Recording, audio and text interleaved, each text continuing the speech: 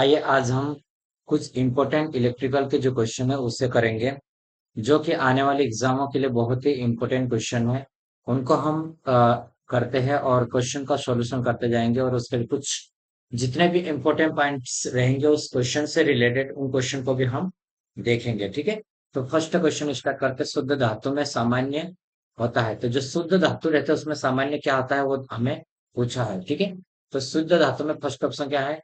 शुद्ध धातु high conductivity and low temperature coefficient. तो ये तो नहीं होता, क्योंकि हाई कंडक्टिविटी तो हमारे पास कंडक्टर में होता है ना। कंडक्टर जो रहता है उसमें हाई कंडक्टिविटी होगी।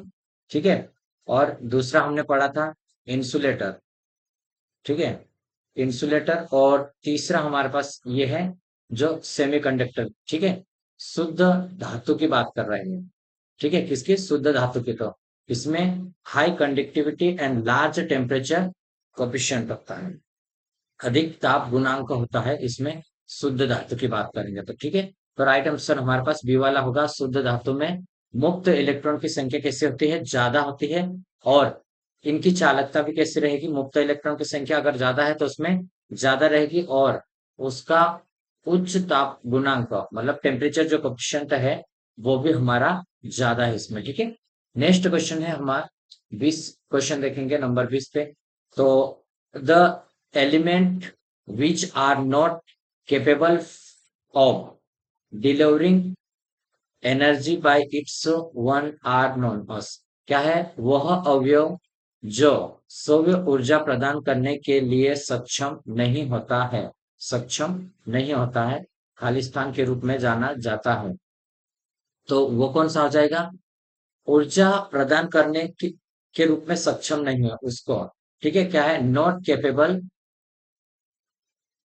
Of delivering energy. तो ये हमारे पास पैसिव एलिमेंट रहता है जो कि पावर को डिलीवर नहीं करता है, लेकिन वो क्या करेगा? कंज्यूम करेगा उसको। ठीक है, अगर यूनिट लेटरल एलिमेंट तो वो क्या रहेगा? एक ही दिशा में चलेगा।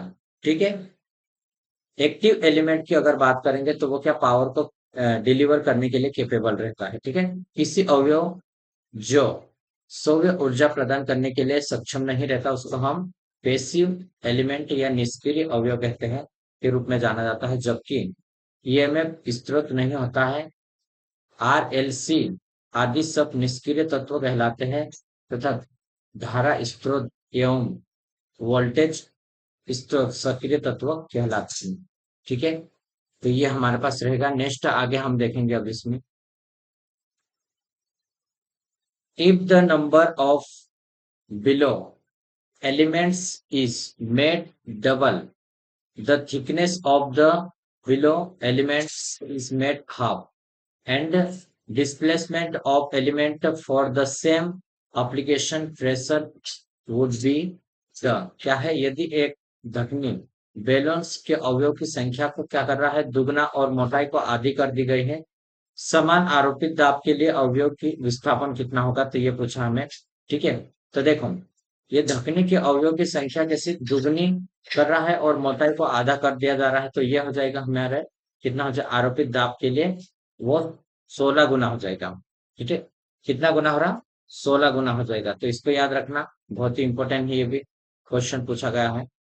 नेक्स्ट क्वेश्चन है, the method suitable for heating of conducting medium is. चालक सामग्री को गर्म करने की उपयुक्त विधि खालिस्तान है।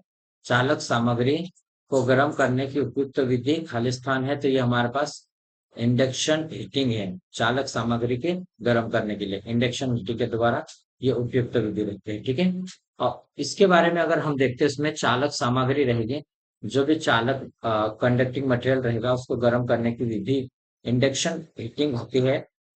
इंडक्शन हीटिंग में केवल एसी का प्रयोग होगा। इंडक्शन से आपको नाम से ही पता चल रहा है कि एसी का यूज हो रहा है। ठीक है, प्रेरण हीटिंग आवृत्ति के वर्ग पर निर्भर करती है। किसके ऊपर? फ्रीक्वेंसी के ऊपर निर्भर करेगी, फ्रीक्वेंसी के वर्ग के ऊपर।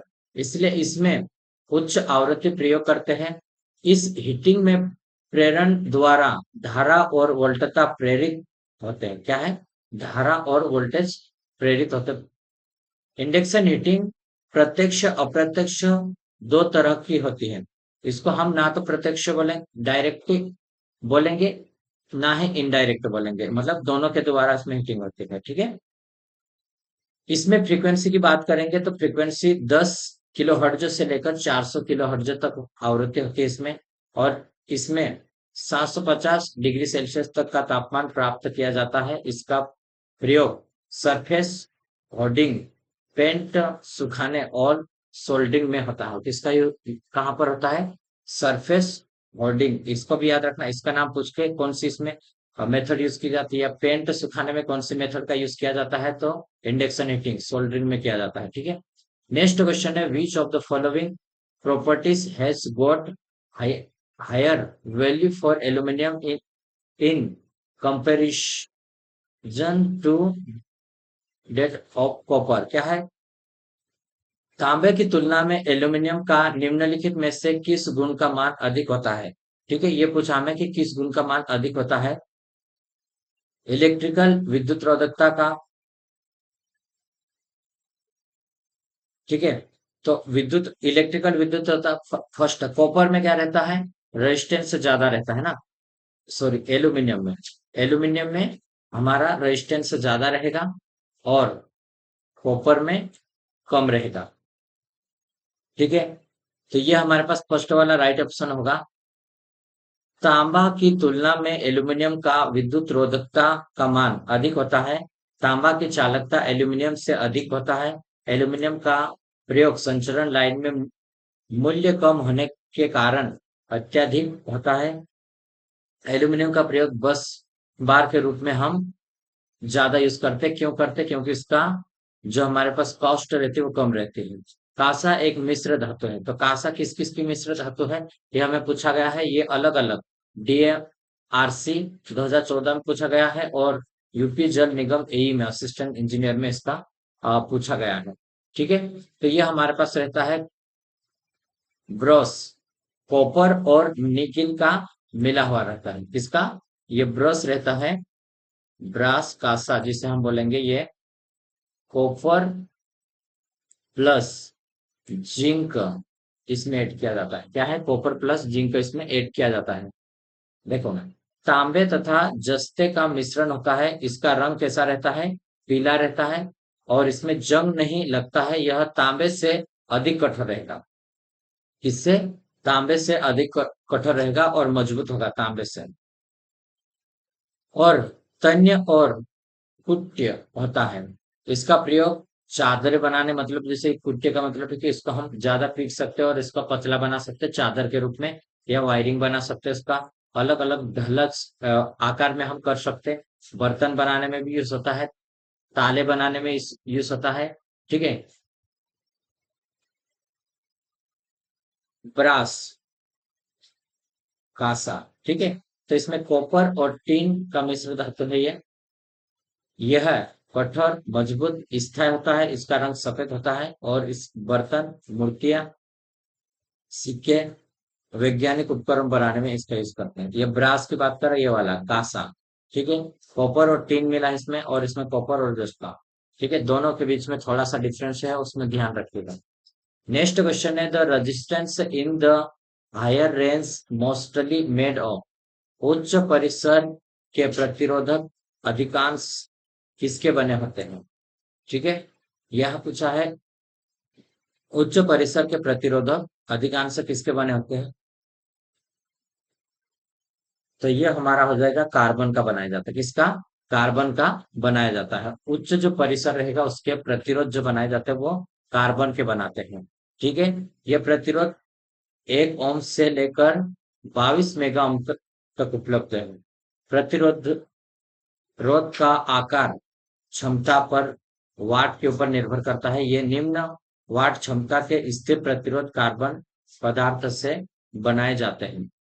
The value of free electron density of copper, क्या है? कॉपर में मुक्त इलेक्ट्रॉन का घनत्व है, ये पूछा है। मुक्त इलेक्ट्रॉन का घनत्व पूछा है, ठीक है। तो कॉपर में कौन सा होगा? 8.5 इंटू 10⁻28 मीटर क्यूब, ठीक है। कॉपर में मुक्त इलेक्ट्रॉन की का घनत्व इतना होता है, ठीक है। तो ये हमें ध्यान रखना, 8.5 इंटू 10⁻28 28 पर क्यूब। ठीक है, तो ये हमारे पास कॉपर में इतने इलेक्ट्रॉन रहते हैं, इसको याद रखना आप। ठीक है, density, electron density of copper, ये पूछा है मैं। नेक्स्ट क्वेश्चन है, सिलेक्ट द रॉन्ग स्टेटमेंट। किसमें, इसमें क्या देखना है, wrong statement. Coils of electric kettle and electric iron are made of alloy rather than for metal because. क्या है, गलत कथन चुने। विद्युत केतली और विद्युत प्रेशर का कुंडली शुद्ध पदार्थ के बजाय मिश्र धातु का बना होता है, क्यों। तो इसका गलत कथन हमें देखना है।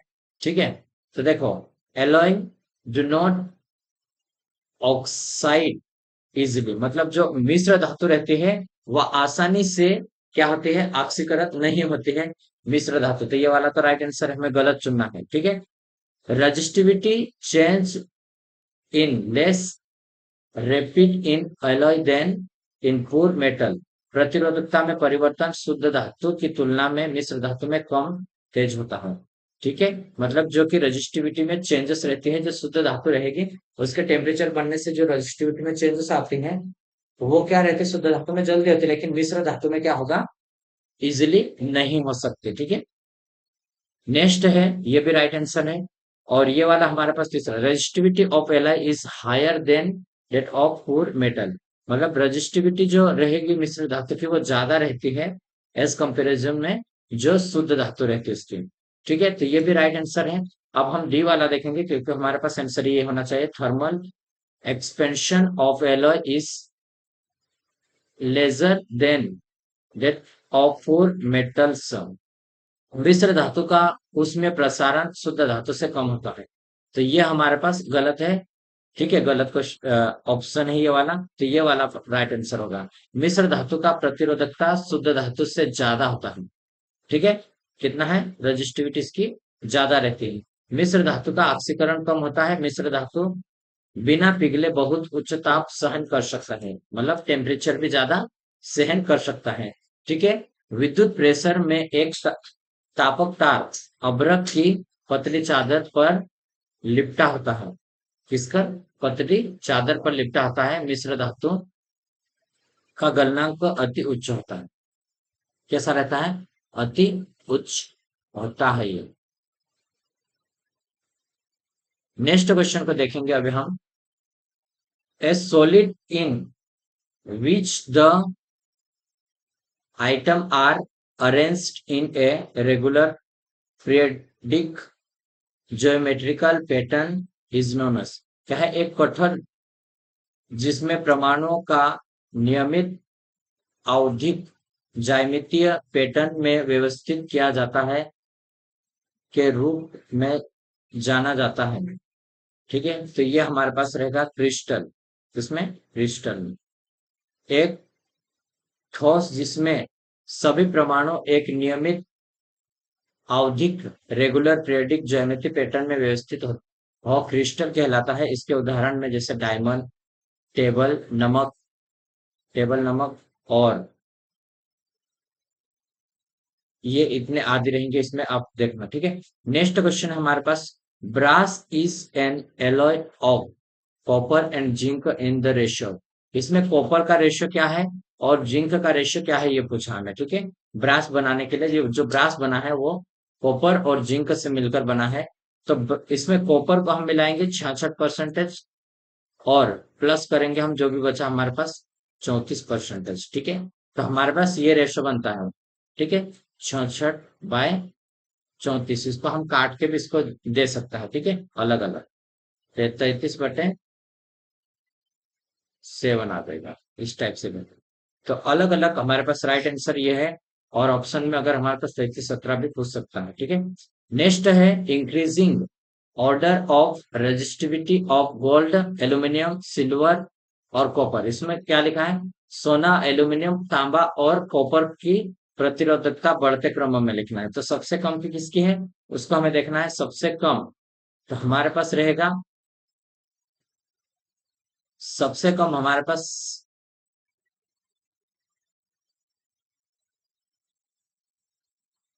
किसकी है, सबसे कम हमारे पास ये उसके बाद कॉपर, कॉपर के बाद हमारे पास आ जाएगी गोल्ड, फिर ये हमारे पास एल्यूमिनियम।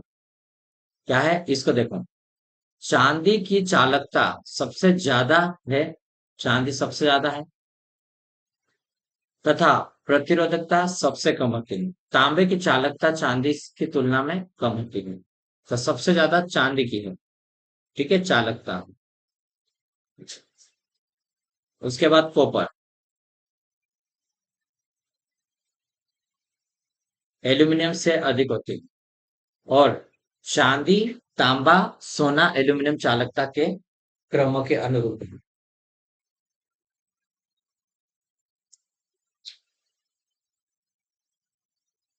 क्या है हमारे पास, चांदी सबसे ज्यादा पहले, उसमें चालकता कंडक्टिविटी पाई जाती है, उसके बाद कॉपर, उसके बाद सोना, फिर एल्यूमिनियम।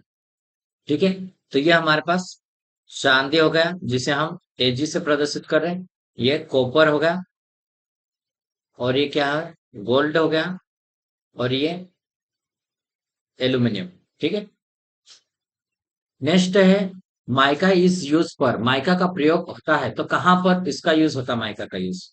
ठीक है, तो इसका यूज देखो, प्रिपेयरिंग द हीटिंग एलिमेंट, तो हीटिंग एलिमेंट में तो नहीं होता है। ठीक है, मैन्युफैक्चरिंग ऑफ हीटिंग एलिमेंट तो यहाँ पर भी नहीं होगा।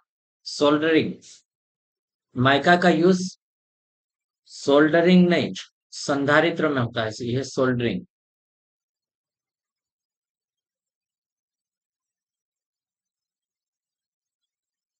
कहां पर है ये, संधारित्र में और सोल्डरिंग में इसका यूज करते हैं माइका का।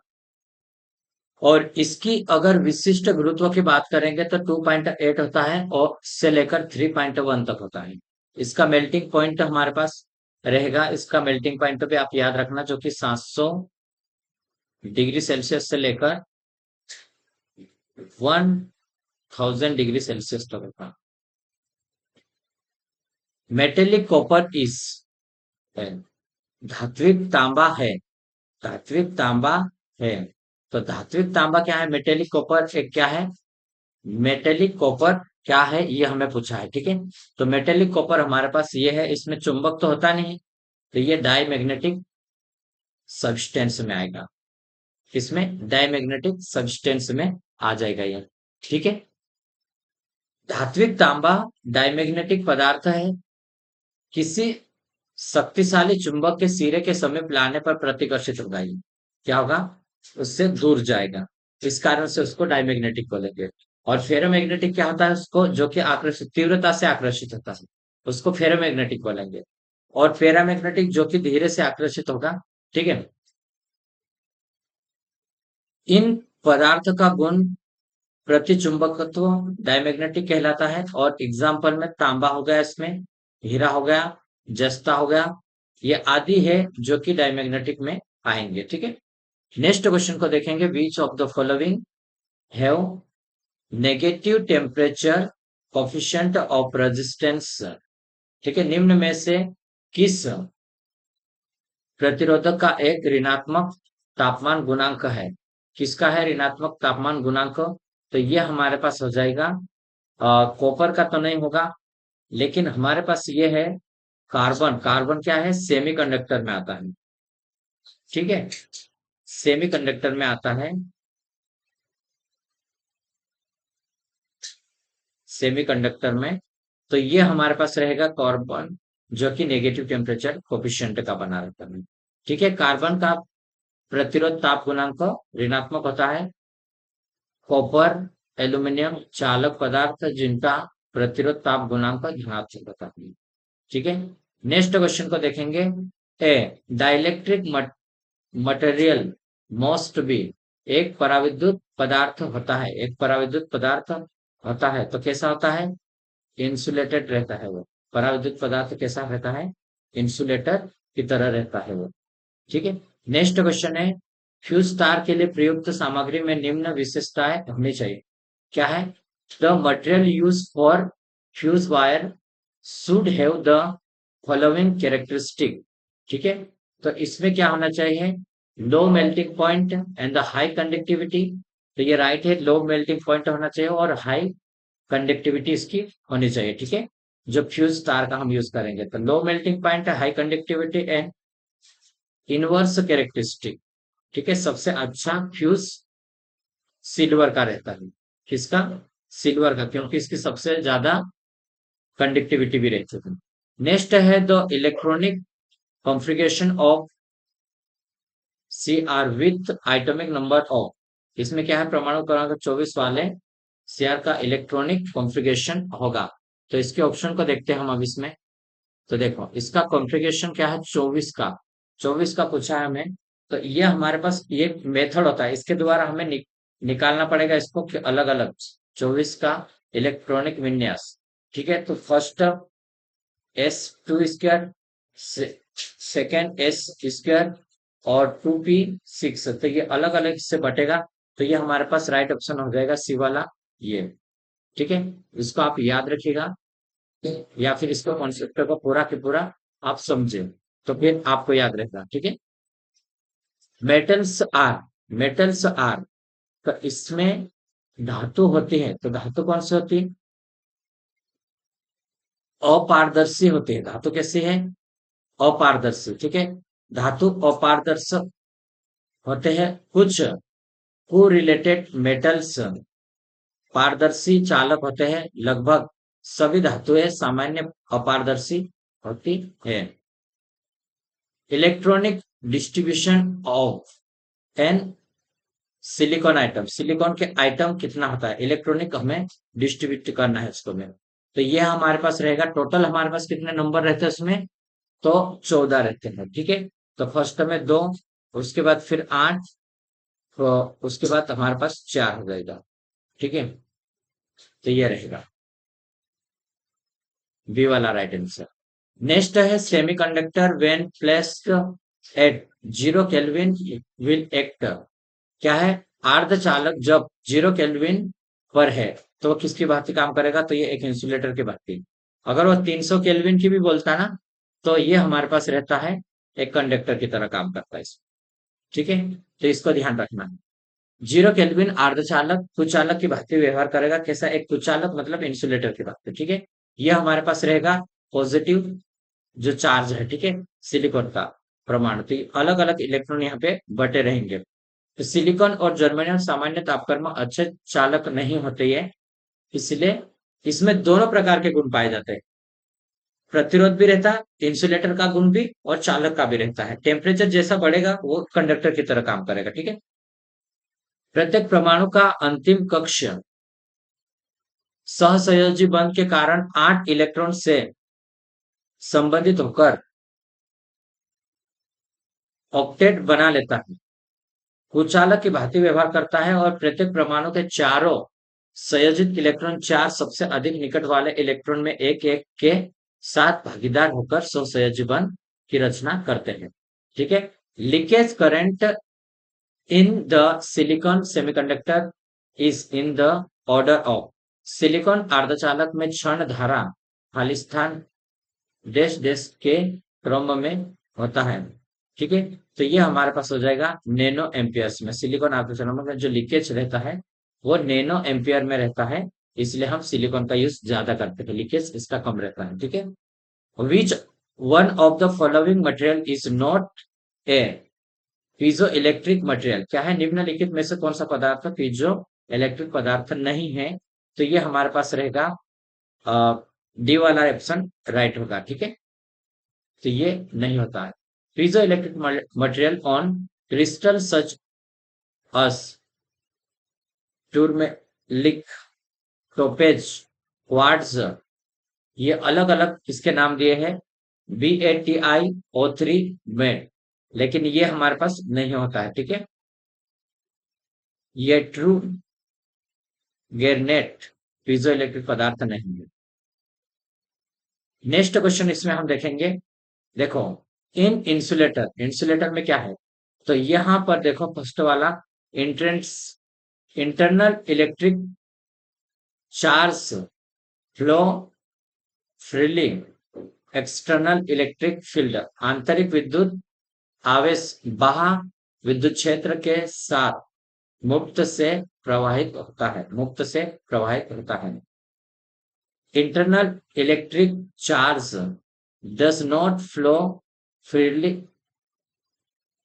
External electric field. देखो, आंतरिक विद्युत आवेश बाह्य क्षेत्र के साथ मुक्त रूप से प्रवाहित नहीं होता है। तो ये वाला हमारे पास राइट आंसर रहेगा कि ये क्या होता है, आंतरिक जो रहते हैं इंटरनल चार्ज जो कि फ्री के साथ में नहीं होता है। ठीक है। विद्युत रोधक में आंतरिक विद्युत आवेश बाहरी के साथ में मुक्त रूप से प्रवाह नहीं करता है, इस कारण हमें इंसुलेटर और कंडक्टिविटी की कम रहेगी। ठीक है। इंसुलेटर में इलेक्ट्रॉन का बहाव नहीं होता है। विद्युत रोधक में तापमान बढ़ने पर विद्युत रोधक का आंतरिक प्रतिरोध का मान कैसा घट जाता है और विद्युत रोधक इस ओम के नियम को लागू नहीं किया जाता है और विद्युत रोधक में मुक्त इलेक्ट्रॉन की संख्या ना के बराबर रहती है, ना कि शून्य होती है। सेमीकंडक्टर मटेरियल है वो अर्धचालक पदार्थ में होते हैं। ठीक है। अर्धचालक पदार्थ में क्या होता है, तो इसमें क्या रहता है, कोवेलेंट बैंड रहता है। ठीक है। अर्धचालक पदार्थ में कोवेलेंट बैंड रहता है। मेटेलिक बैंड हमारे पास कंडक्टर में रहता है। ठीक है। और आयनिक बैंड इंसुलेटर में रहता है। अर्धचालक पदार्थ की अगर हम बात करेंगे तो इसमें कोवेलेंट बंध होते हैं जिसे सहसंयोजी बंध कहते हैं। ठीक है। और सेमीकंडक्टर में जो परमाणु रहते हैं एक दूसरे के परमाणु के साथ हीरे के आकार की संरचना बनाते हैं, कैसे एक डायमंड के समान वो एक संरचना बनाते हैं। ठीक है। जिसके कारण क्रिस्टल के परमाणु के संयोजक इलेक्ट्रॉन अपने पास स्थित दूसरे परमाणु के संयोजक इलेक्ट्रॉन में सहसंयोजी बंध बनाते हैं। Silicon has Z is equal to 14 is outermost orbit. Silicon में इसका बाहरी कक्षा में कितना होगा, तो ये हमें देखना है, आंशिक भरा हुआ होगा और आधा होगा या पूर्ण भरा होगा या खाली। तो ये हमारे पास आंशिक रूप से कैसा रहेगा, आंशिक रूप से ये हमारे पास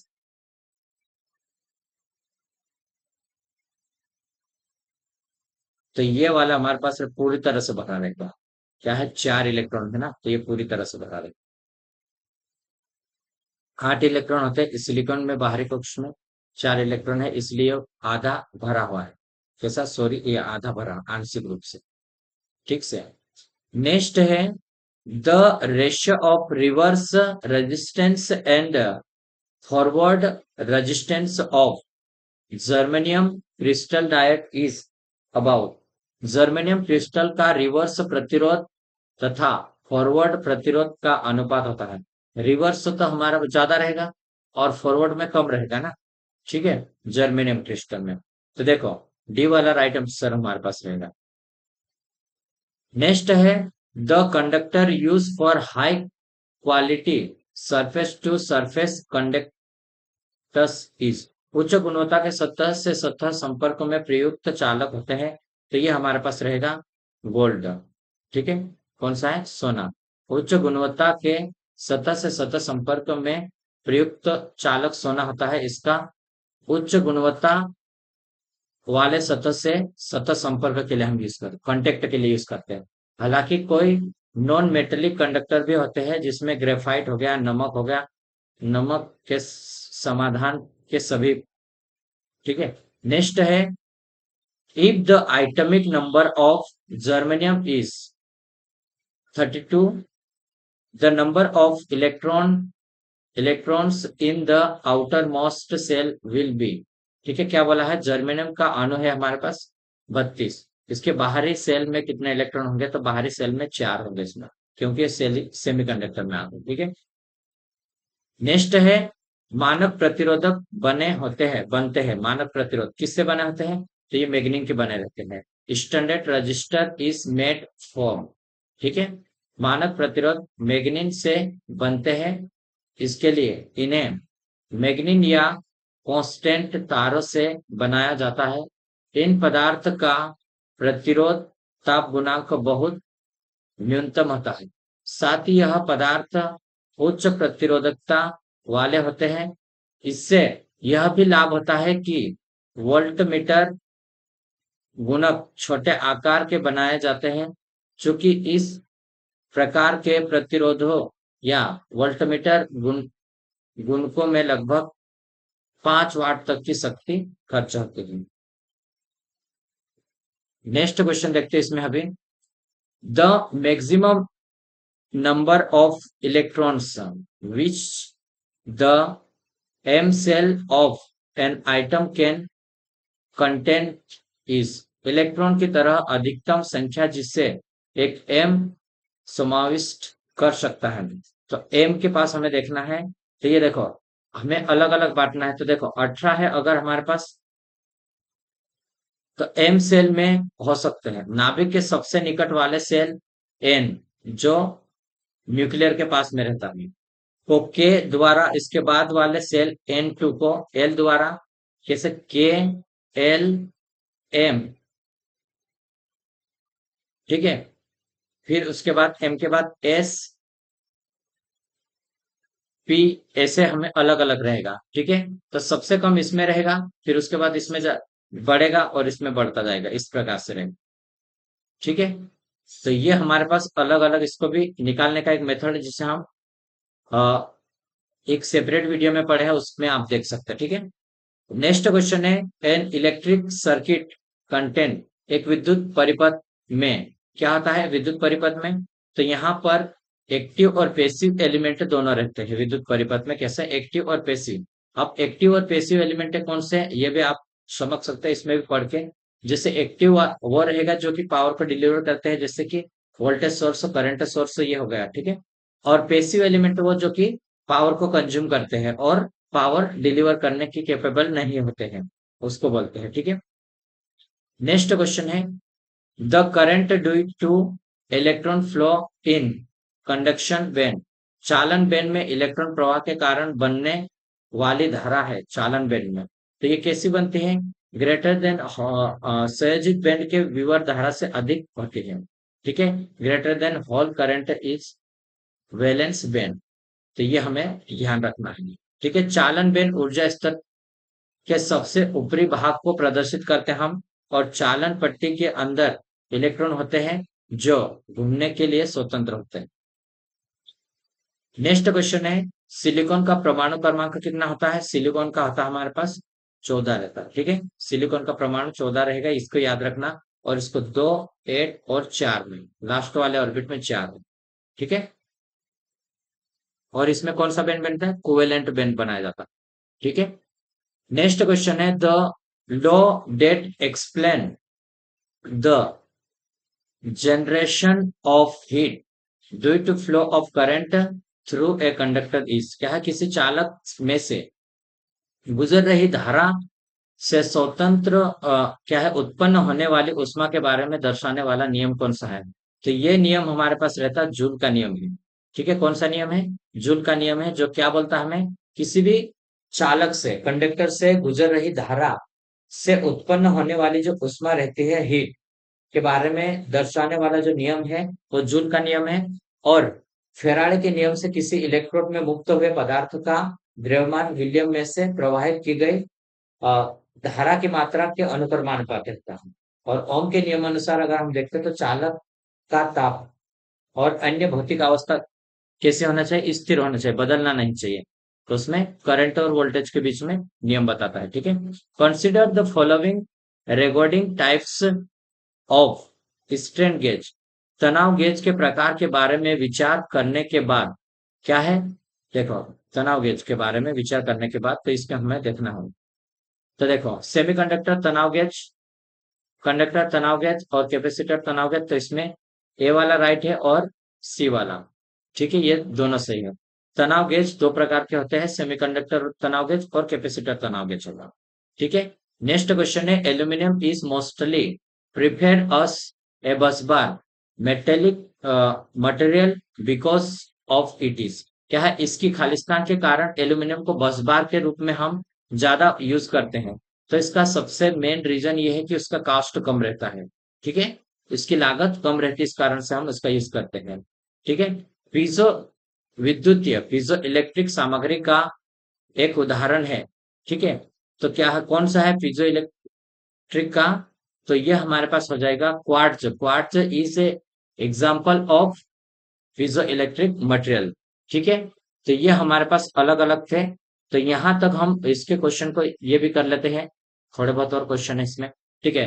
विच of the following is high resistance material have highest operating temperature. निम्नलिखित में से कौन सी उच्च प्रतिरोध सामग्री का ऑपरेटिंग तापमान उच्चतम है? ठीक है, तो ये हमारे पास हो जाएगा क्वथनांक का। उच्च प्रतिरोध सामग्री का ऑपरेटिंग तापमान होता है इसमें।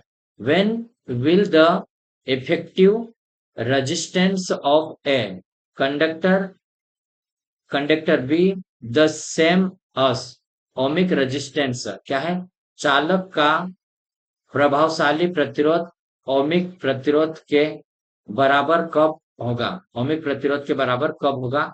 तो ये होगा जब धारा चालक के अनुप्रस्थ क्षेत्र में एक समान बहती हो। When current is uniformly distributed in the conductor across sectional। ठीक है, तो ये हमारे पास ओमिक रहेगा। नेक्स्ट है तीव्रता प्रतिक्रिया प्रदान किया जाता है। क्या है? The fastest response is provided by. किसके द्वारा तीव्रता से जो रिस्पॉन्स हमें मिलता है? तो ये होगा हॉल इफेक्ट इंस्ट्रूमेंट। ठीक है, कौन सा? हॉल इफेक्ट इंस्ट्रूमेंट में। With the increase in the cross sectional area of the conductor the value of resistance. Area बढ़ेगा तो हमारे पास क्या होता है? रेजिस्टेंस बराबर रो एल बटे ए। एरिया बढ़ेगा तो रेजिस्टेंस हमारा कम हो जाएगा, तो डिक्रीज होगा सी वाला। ठीक है, नेक्स्ट है dielectric loss in proportional to. पराविद्युत हानि किसके अनुपात में होती है? परा विद्युत हानि किसके अनुपात में होती है? तो फ्रीक्वेंसी दिया है हमें, सभी फ्रीक्वेंसी दिया है। फ्रीक्वेंसी के इनवर्स फ्रीक्वेंसी के, तो ये हमारे फ्रीक्वेंसी के डायरेक्टली प्रोपोर्शनल होती है। कैसी? ये हमारे पास होता है 2πfcv होता है। ठीक है, तो फ्रीक्वेंसी के डायरेक्टली प्रोपोर्शनल में होता है।